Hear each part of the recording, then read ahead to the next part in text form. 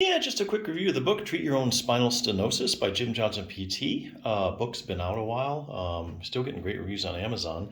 Written by a physical therapist. Been a physical therapist over 30 years, I think Amazon said. But more importantly than that, clinical experience is evidence. Does a program work? Has something that you've been told to do in a book been shown in studies to work? And this is one book that definitely lives up to that. Very briefly, the book kind of goes into here's what's going on in your back. Basically, if you have spinal stenosis, you got there with a series of changes in your back, and this book details the whole process in pictures. I mean, like really good pictures. Tells you exactly how you got from A to B. A doctor might have told you have like facet joint hypertrophy after this section. And this isn't technical, it's all in layman's terms.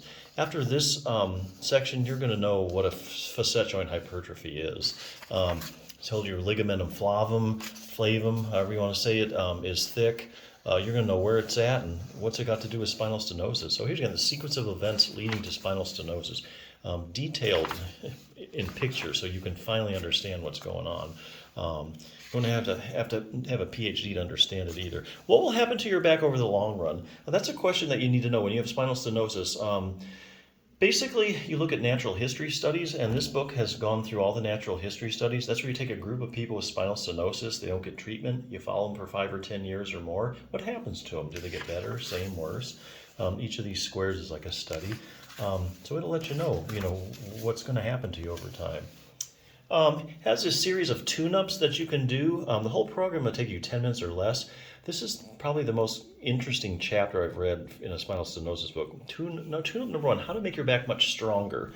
Part of the big process in spinal stenosis is that you have segments in your spine, like say your L5-S1, that have a little bit of excessive motion. Usually the problems start in the disc. You get like a disc bulge or herniation, and that two vertebrae come closer to each other than they should. So the disc height gets smaller.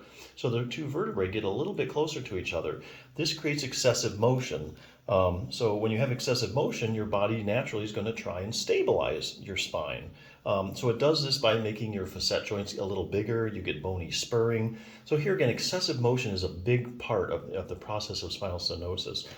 So the fix, there's a muscle in your back you may or may not heard of called your multifidus muscle. It runs segment to segment. You've got some on each side of your spine. Of all the muscles that stabilize your spine, 2/3 of that stability comes from your multifidus muscle. So you need to have that multifidus in the best shape. So if you start stabilizing your segments, you get less nerve irritation, your symptoms go away. So that's basically how this works. You don't have to worry about, oh, there's a nerve running out a crowded hole it's being pressed on. What could possibly help me other than surgery? Multifidus strengthening. That's the answer there. Because it controls motion. You control the motion, inflammation goes down. A little word on nerve inflammation, by the way. There's studies I've read in some of other Jim Johnson's books where basically you can find nerve compression in people with no pain. So in other words, you can press on a nerve and you don't really get pain. Okay? When do you get pain? When there's inflammation. If you take an inflamed nerve and then you start messing around it, then those bony spurs, then the ligamentum flavum thickening, that becomes a problem. So if the nerve isn't inflamed, it really doesn't cause many problems per se. So nerve inflammation, you decrease the excessive motion, decreases the irritation in the nerve becomes less inflamed, then over time you're feeling better. A lot of exercises in here. Other things like how to make your back more flexible. A lot of people with spinal stenosis has an inflexible back. This will show you a couple stretches. Doesn't take all day to do. You do this program less than 10 minutes a day, you're definitely going to see results. Very evidence-based book. So definitely, and there's other tune-ups as well. For your back, like proprioception. There's research showing that a lot of people with spinal stenosis have decreased proprioception or position sense. Gives you an exercise for that. So it just covers all the bases. Very evidence-based book.